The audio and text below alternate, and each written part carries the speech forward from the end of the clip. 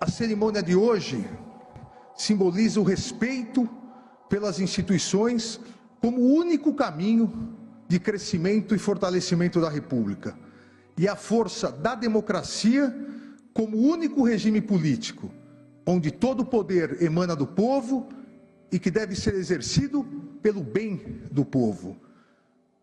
Somos 156.454.011 eleitores aptos a votar. Somos uma das maiores democracias do mundo em termos de voto popular, estando entre as 4 maiores democracias do mundo. Mas somos a única democracia do mundo que apura e divulga os resultados eleitorais no mesmo dia, com agilidade, segurança, competência e transparência. Isso é motivo de orgulho nacional.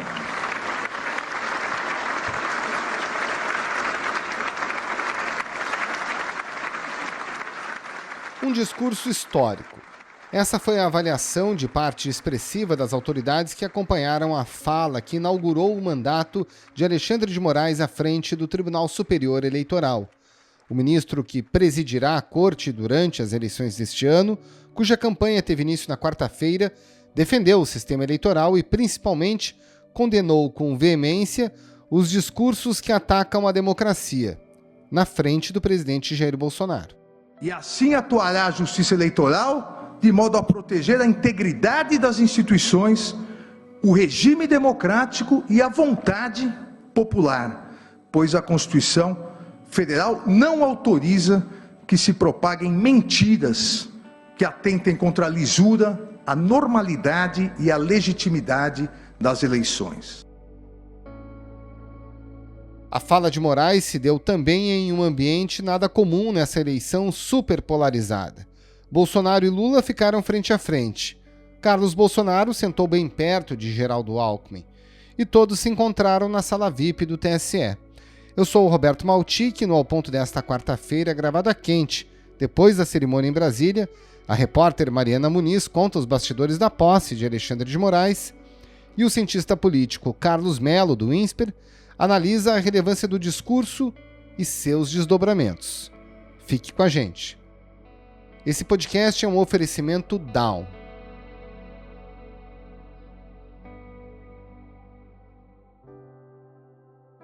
Mariana Muniz, para a gente começar essa conversa, qual foi a reação das autoridades com quem você conversou ao discurso importante do ministro Alexandre de Moraes, que dá início à campanha eleitoral e que dá o tom também de como ele deve agir ao longo de todo esse processo? Olha, Maltic, eu definiria a percepção das pessoas com relação a esse discurso do ministro Alexandre, não só o discurso, mas a posse mesmo, né, a cerimônia.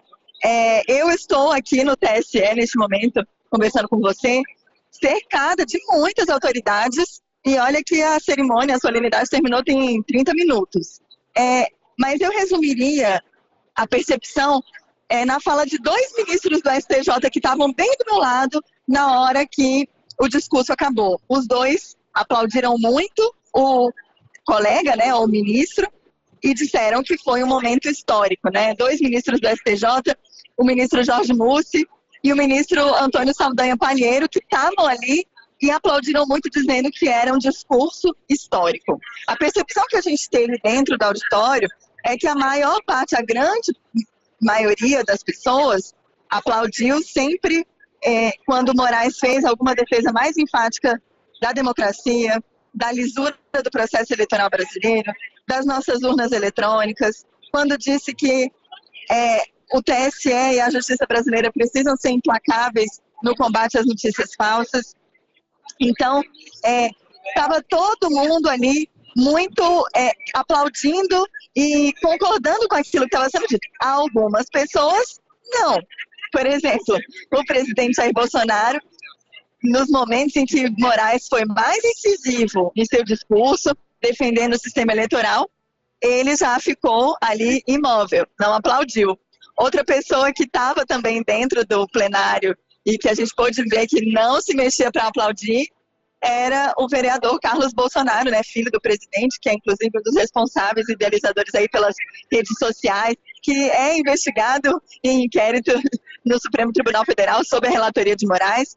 Então, a gente, ali, a devastadora maioria das pessoas que estavam naquele plenário entendeu que o discurso do ministro, do novo presidente do TSE, foi histórico, classificou como histórico, mas tinha aí essas duas exceções talvez bem simbólicas, né, de não efusividade com relação às palavras do ministro. Mas a percepção como um todo das autoridades com quem eu conversei após a cerimônia é de que ele conseguiu um feito realmente, né?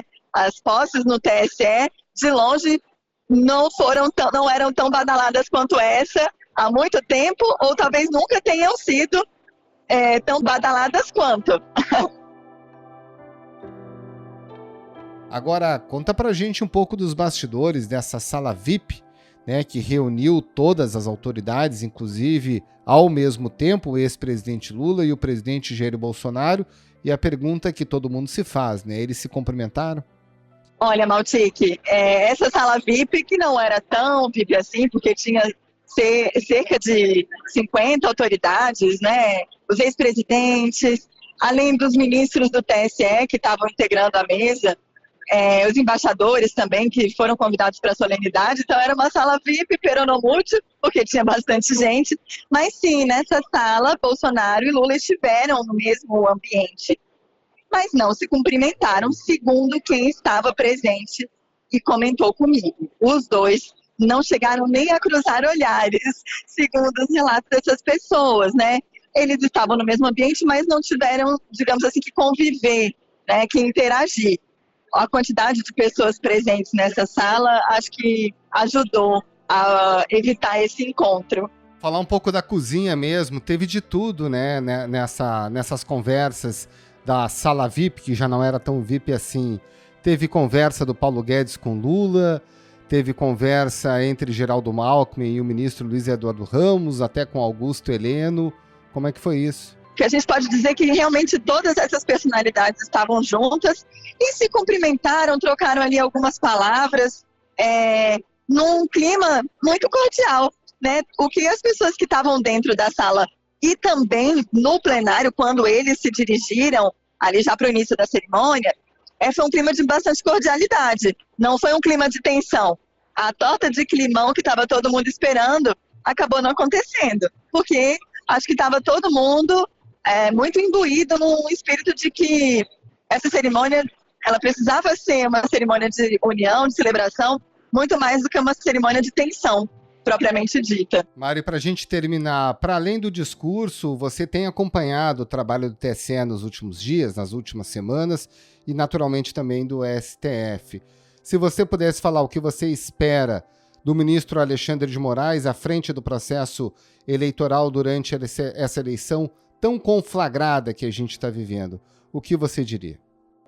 Maltic, o que todo mundo espera, inclusive aliados do presidente Jair Bolsonaro, já na chegada do evento que eu abordei, que eu pude conversar, todo mundo e também os integrantes do Poder Judiciário, a expectativa é de que, apesar da dureza do ministro, da rigidez, do rigor com que ele leva suas investigações e os seus pronunciamentos também, mas de que ele chegue no momento de buscar pacificar mesmo essa tensão que tem havido entre o TSE, sobretudo com o Palácio do Planalto, atualmente ocupado por Jair Bolsonaro. Então, eu acho que até mesmo esses aliados muito próximos do presidente, que eu pude abordar ali no início da sessão, falaram que existe essa boa expectativa para que as coisas se distensionem um pouco. Eu acho que o espírito é mais ou menos isso. Mariana Muniz, muito obrigado pela sua participação, um abraço e um bom trabalho. Obrigada.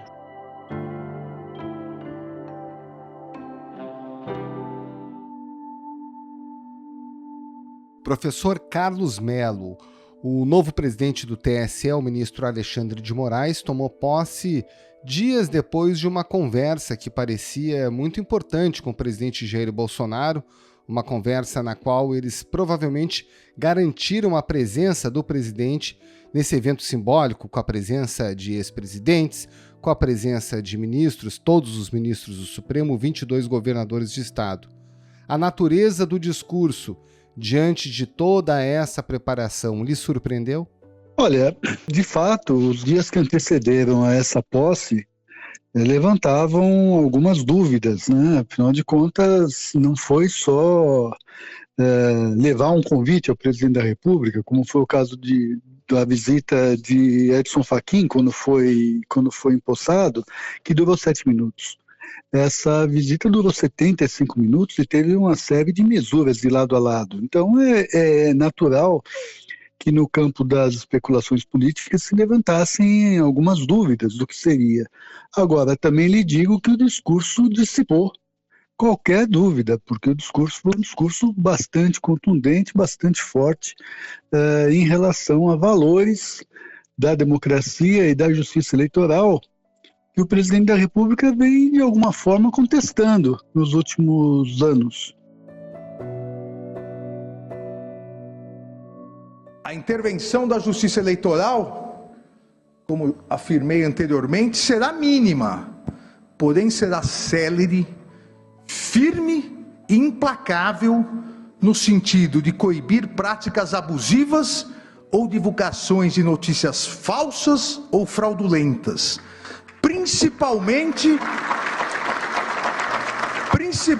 daquelas escondidas no covarde anonimato das redes sociais, as famosas fake news. Professor, e falando especificamente sobre o discurso, o que mais lhe chamou a atenção?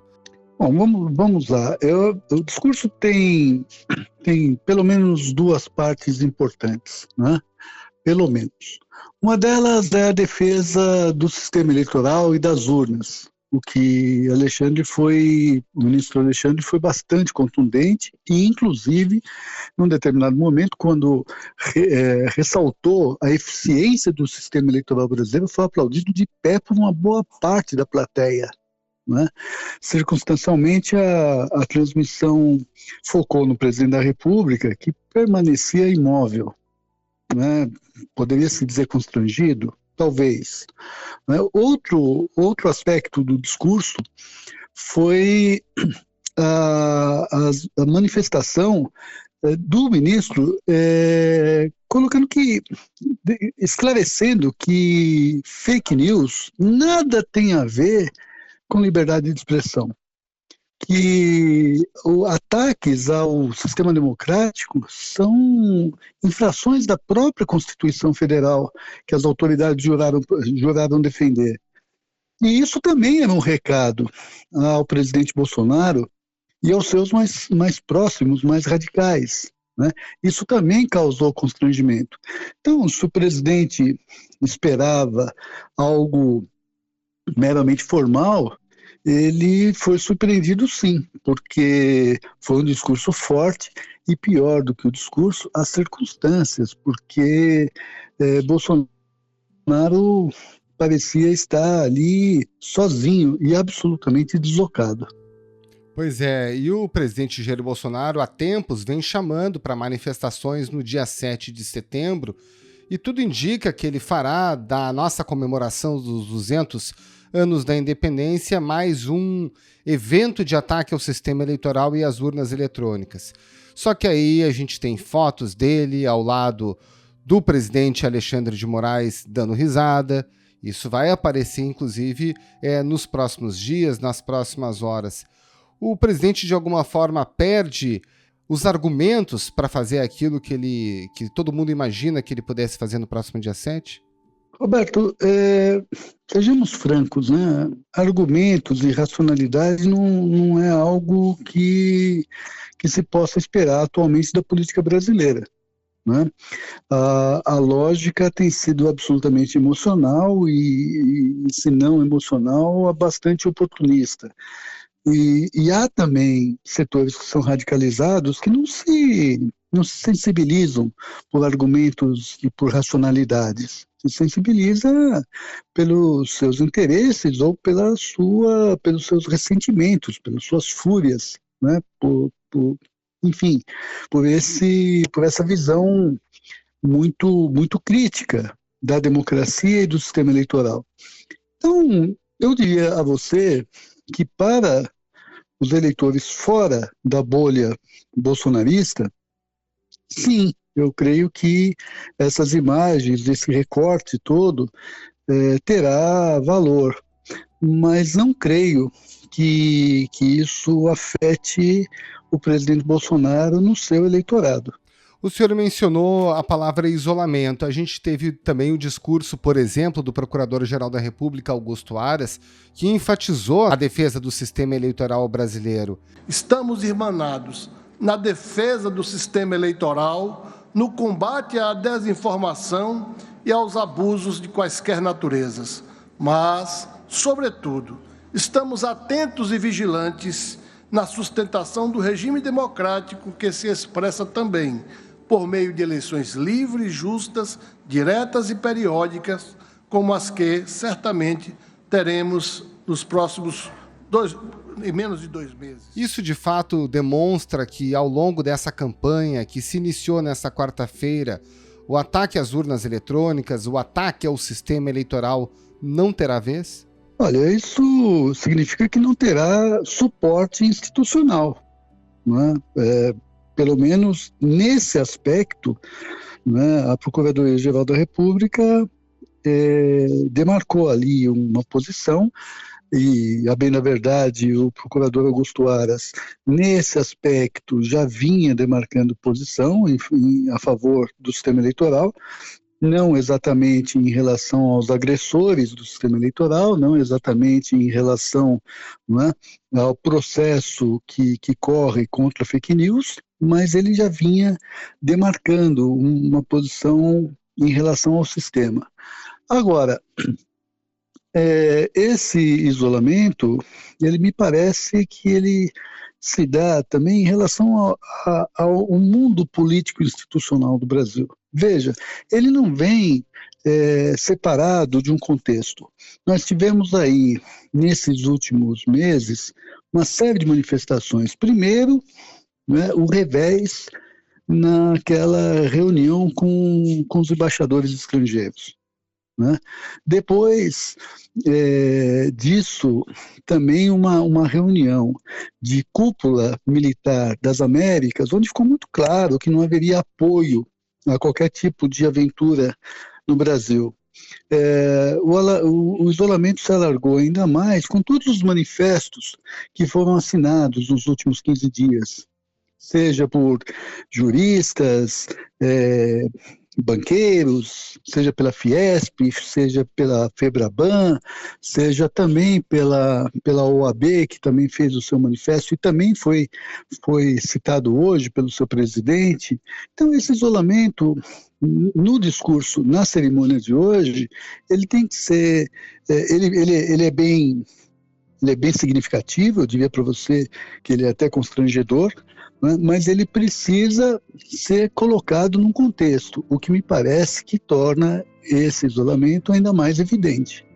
Professor, falar um pouquinho sobre simbolismo, como o senhor avalia a presença marcante de tantas autoridades, sejam autoridades estaduais, do judiciário, do poder executivo, presentes ali e de alguma forma endossando com aplausos de pé, na maioria deles, as palavras do presidente Alexandre de Moraes? Olha, os homens criam símbolos, mas os símbolos dominam os homens, né? Os homens e as mulheres. Esses símbolos todos são muito eloquentes, inegavelmente eloquentes. São governadores, 22 presentes, são vários prefeitos, né, alguns citados, muitos ex-ministros da Suprema Corte e do próprio Tribunal Eleitoral, ex-presidentes da República, chamados por todos de presidentes de sempre, não é? Desde sempre.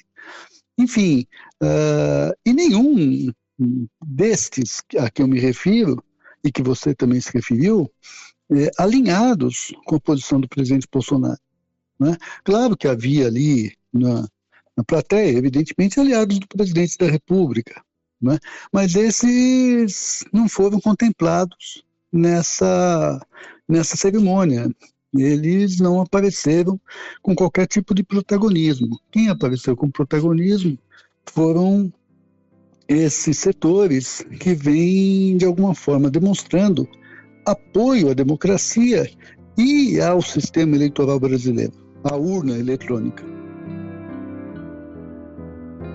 Agora, certamente, já num acordo com o ministro Edson Fachin, que até essa quarta-feira comandava o TSE, o tribunal tomou algumas decisões que acabam desanuviando o clima, inclusive com o Palácio do Planalto, com o Ministério da Defesa.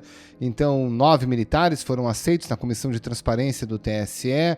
Ao mesmo tempo, foi dado ao Ministério da Defesa mais tempo para a análise do código-fonte das urnas eletrônicas, muito embora o prazo já tivesse se exaurido. Na sua avaliação, essa é uma estratégia para se obter um mínimo de tranquilidade ao longo desse processo eleitoral que começa essa semana?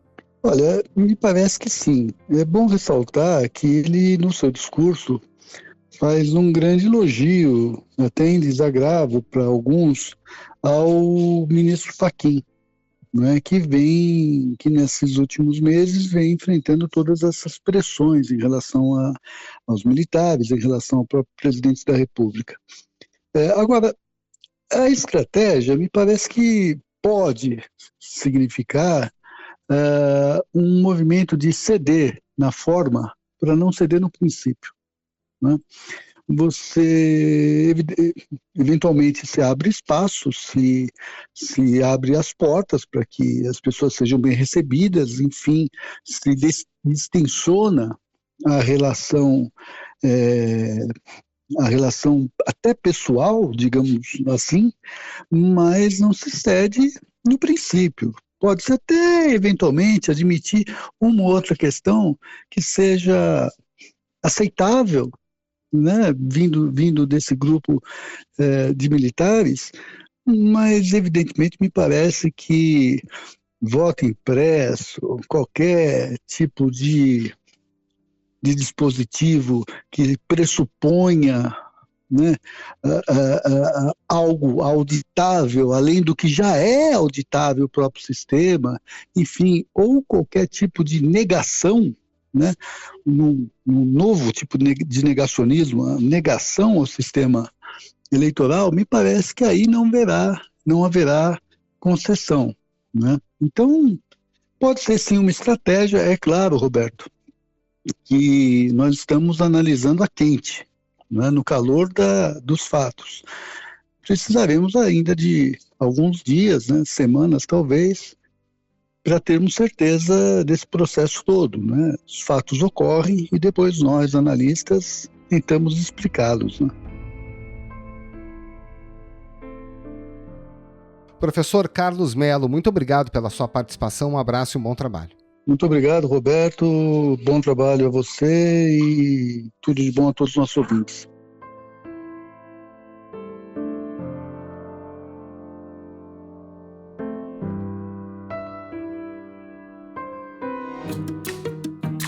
Esse foi o Ao Ponto de hoje, podcast diário da redação do Globo. Nessa conversa, a gente conta com a participação de toda a equipe do jornal, as mesmas pessoas que levam até você informação e análise de qualidade todos os dias. Quer saber mais? Assine o Globo. Acesse assineoglobo.com.br, confira todas as notícias e reportagens especiais. Nesse episódio, a gente utilizou áudios da TV Justiça. A produção é da Raquel Pereira e a edição do Luan Oliveira. Tchau!